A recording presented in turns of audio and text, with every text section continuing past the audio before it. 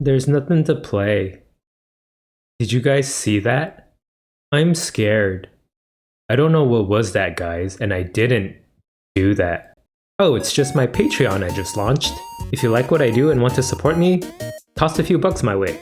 Or if you're a baller, there are even subscription tiers that allow you to change my Dawn card and playmat images. You're really gonna monetize your game screen? Heck yeah, I am. I've been waiting since day one to do something stupid like this. So if you guys want to be stupid with me, support me on Patreon, link in the description, and on screen until someone subscribes to the tier and changes it. Okay, onto the video. Card-D Kaizoku. It's pre-release season again, which means another pre-release guide video. These guides seem to be pretty helpful to you guys, so I'll keep making them for as long as they keep doing sealed events. So for OP04 Kingdoms of Intrigue, signups go live on September 1st, so keep it on your calendars. If you're new to the One Piece card game and don't know what a pre-release event is, it's a way for us to get our hands on a new set a little earlier than release. Your local game store has two ways of hosting a pre-release event. They can choose to do a Constructive tournament where you use OP03.5 legal decks to play for prizing. The other option they can choose is a sealed tournament, which is always the most fun option because you get to use new cards. Here are the rules for sealed. You get 6 packs of OP04 to construct a 40 card deck with, which is 10 less cards than a normal 50 card deck. This deck can run any leader, meaning OP04 and previous leaders are all allowed as long as you own the card. There's no color restriction in this deck, so your deck can contain cards that are a different color from your leader. There's also no quantity restriction, so you can put more than 4 copies of a card in your deck. You'll also need to bring your own set of 10 Dawn to play. Just for participating, you'll get a promo Luffy card and some pre-release packs containing 2 stamped cards from the set. Some stores allow the use of these cards in your sealed deck, some do not, so check with your store for their particular house rules. The prize for this event is a stamped winner Luffy card. All the pre-release winner cards so far have been pretty ass though, so it depends on if you like the art or not. This video will be a guide for the sealed format, so let's go over a few topics. We'll first go over the new leaders in OP04 and if they're worth it to run or not. Then we'll go over what leaders have been historically good in these events in the past, so you can decide for yourself what you want to take with you. So are any of the new OP04 leaders worth running in sealed? Well, right off the bat, you can forget about Vivi and Rebecca. Being unable to attack with your leader is a very big detriment in sealed.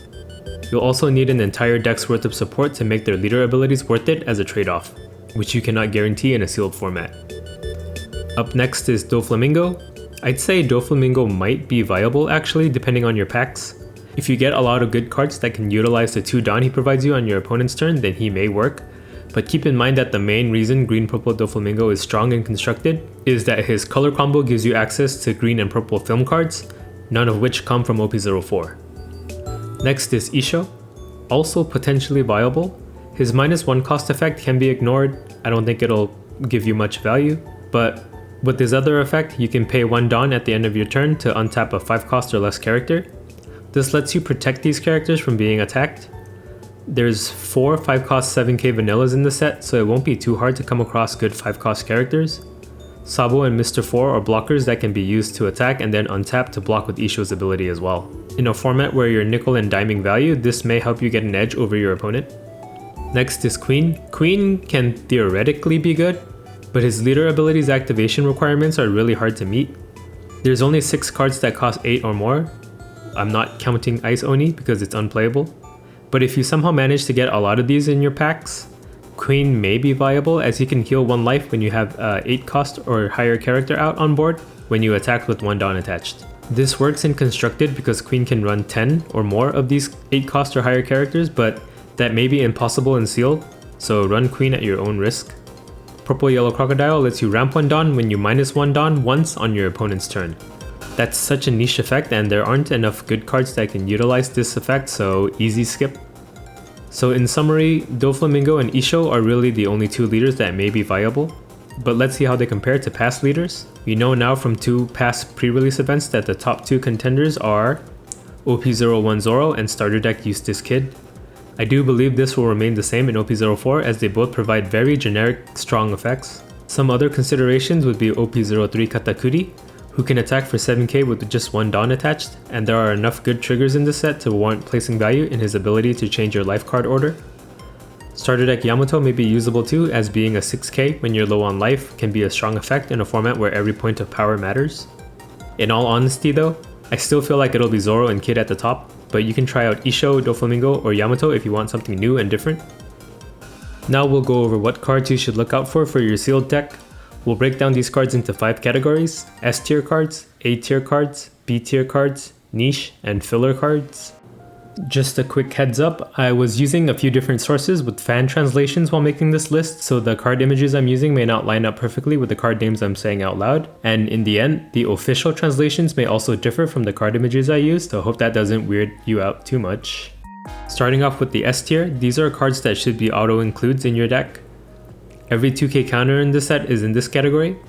I don't mean to repeat things from my OP02 and OP03 pre-release guides, but just in case you're a brand new player watching this, counter power is scarce in a sealed format. Just know that the more 2k counters you have, the better you can protect your characters, which is extremely important in the sealed format where raw stats hold more value. Usually all the 2k counters would pretty much be on the same power level, but Bedge is definitely leagues above the rest, so I want to highlight that. His trigger allowing you to stop an attacker will be the cause of some salty moments in this event. Another 2k counter of note is Bartolomeo, who is also a chump blocker, allowing you to fill 2 roles with him. Which brings me to my next category of cards in the S tier, the chump blockers. They are cheap blockers that can help you or your character stay alive. Trading in a sealed format is very math reliant, and blockers mess up a lot of that math in your favor. Moving on to other cards in S, we have Pell.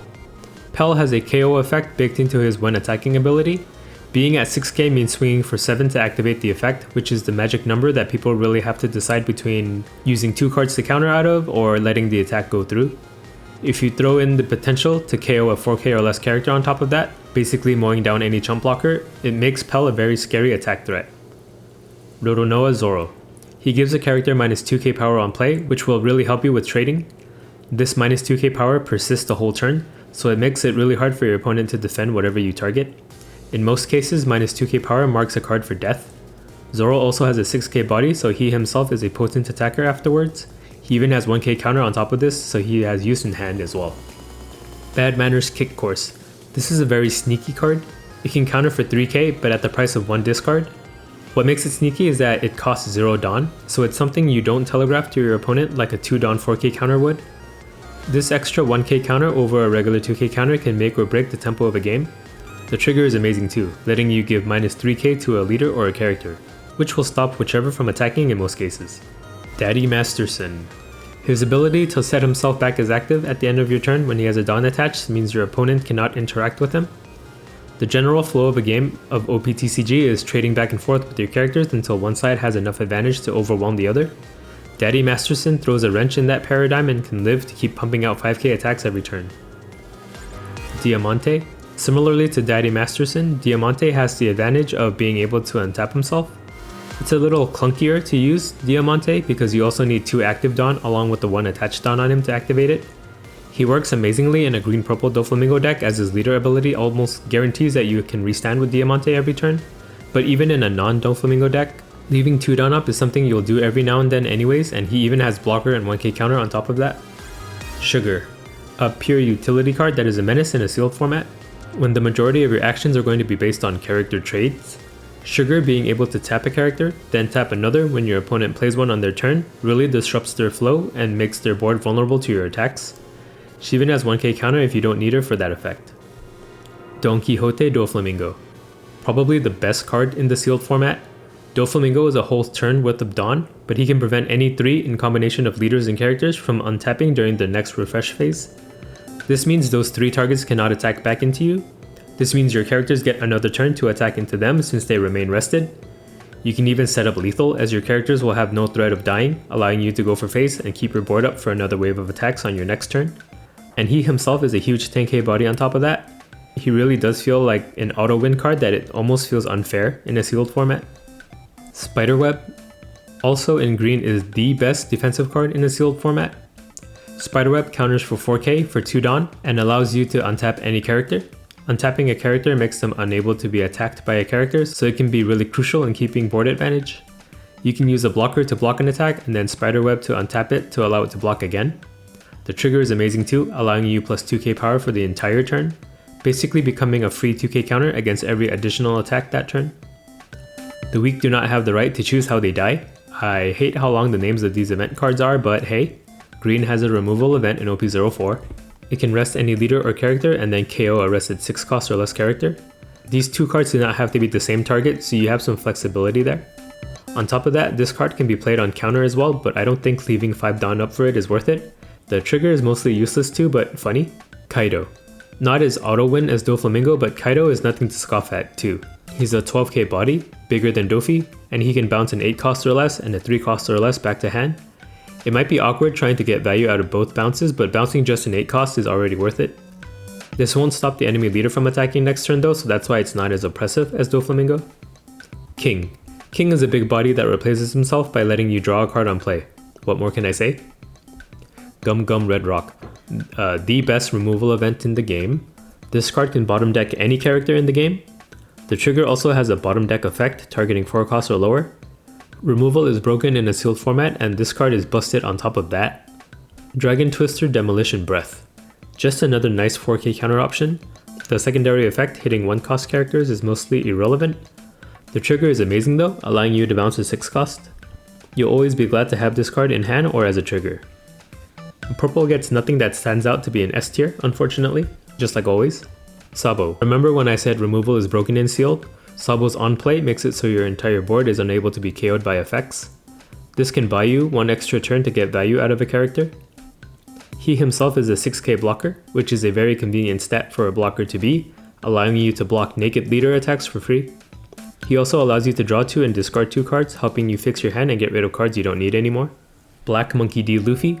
Though this Luffy really shines with Corrida Coliseum in a dedicated Dressrosa Rebecca deck, I think he's still amazing on his own. The innate ability to attack active character really messes up with the trading paradigm, and he's easy to defend himself at 7k. He also has the ability to restand himself after you return 7 cards back to your deck from your discard. So not only is he a great trading tool, he's also an amazing finisher. The fact that this restand doesn't cost Dawn means you can max out your Luffy to swing for 17k twice.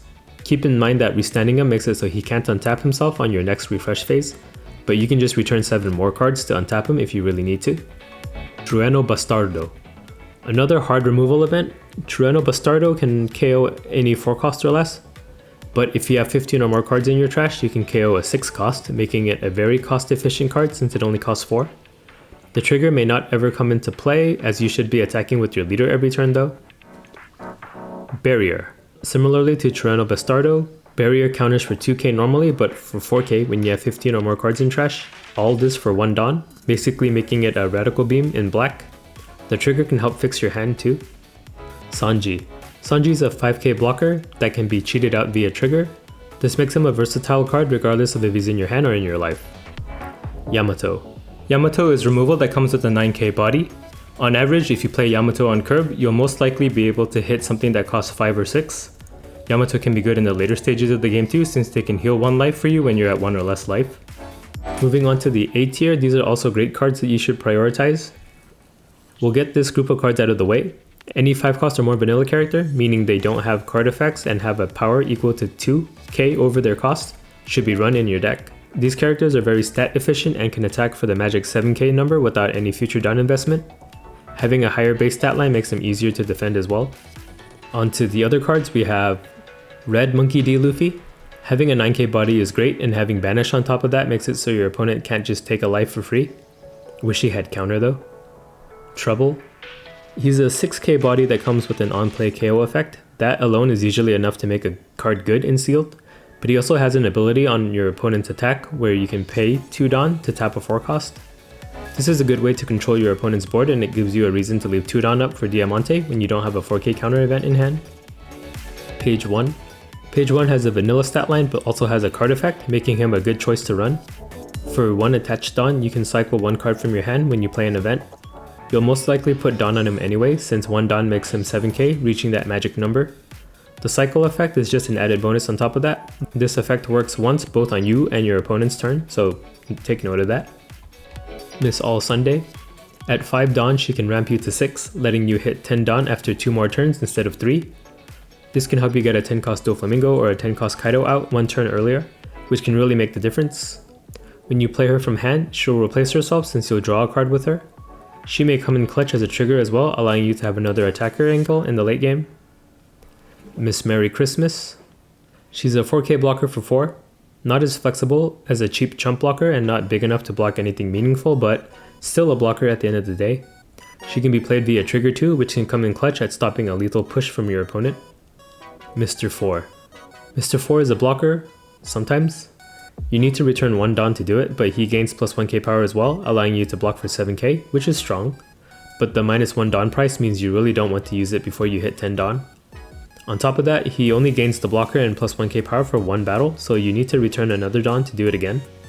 Mr. 5. A big 8k body with a very niche effect.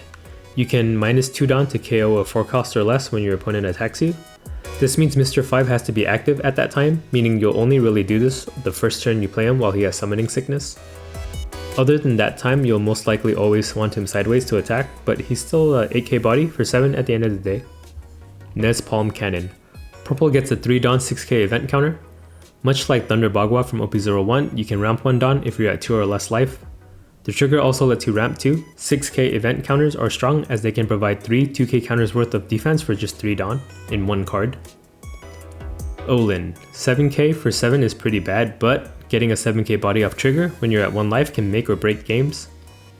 Worst case scenario, having a 7k body out isn't anything to be sad about either. Kinemon. 6k for 6 is, again, pretty bad, but Kinemon makes up for it by having a restand ability. It only costs 1 Dawn to activate, but you need a card in life to add to your hand as an activation condition, making Kinemon a bad investment of 6 Dawn when you're at 0 life.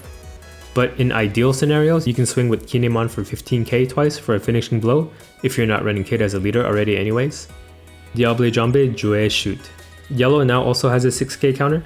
Same good points as Nez Palm Cannon, but Jouer Shoot can even hit a stray chump blocker every now and then. It replaces itself as a trigger in case you don't need a 6k counter in hand, so there's really no downside to running the card. Don Quixote Rocinante. Rocinante can make your other 5 costs immune to KO, but his main strength is that he can cheat out a green 5 cost from your hand on play by resting him, allowing you to play 13 Dawns worth of cards for just 8. But this 5 cost has to be green, and the only green 5 cost is Diamante, so not too much synergy there. Next we'll go over B tier cards. B tier cards are a little better than filler cards and can at least provide you with a little bit of an edge. Usopp. Usopp is 5k power, so he meets the bare minimum of being an attacker, but his on KO effect lets him take something else down with them.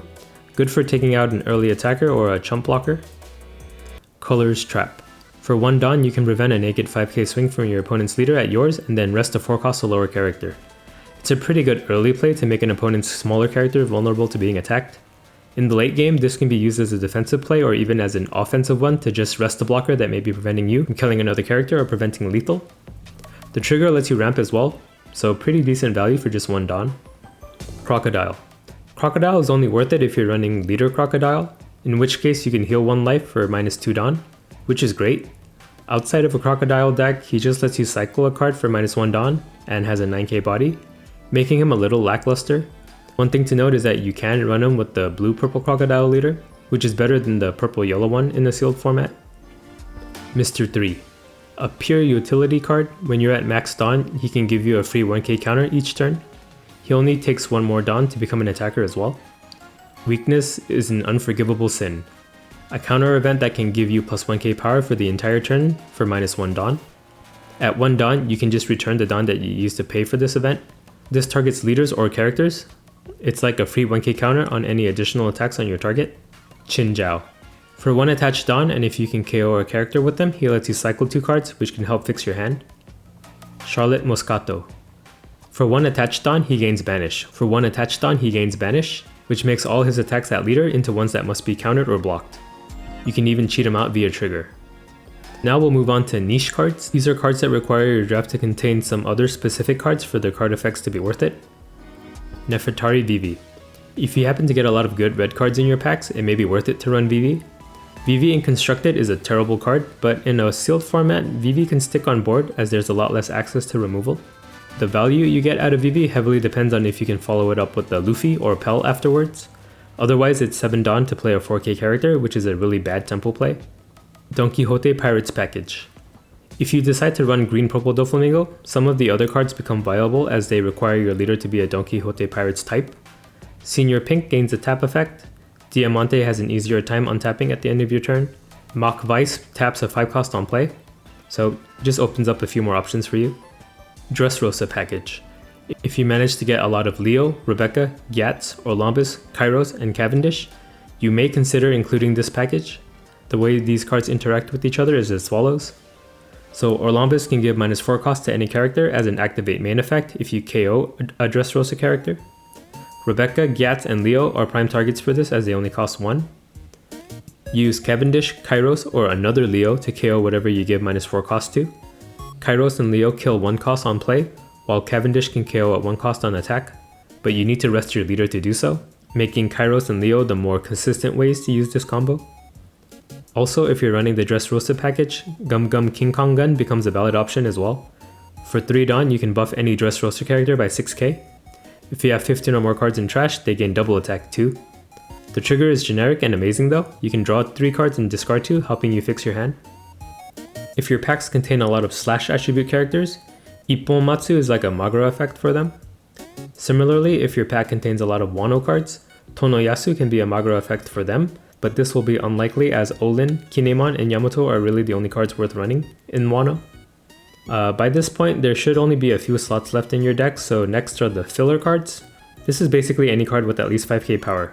Easy, right? So that wraps up my pre-release guide for OP04. I hope this guide helps you get a feel for the set, and be sure to show me the winner Luffys you win and any insane pulls you get from your 6 packs on my Discord. Okay, bye. Card D Kaizoku.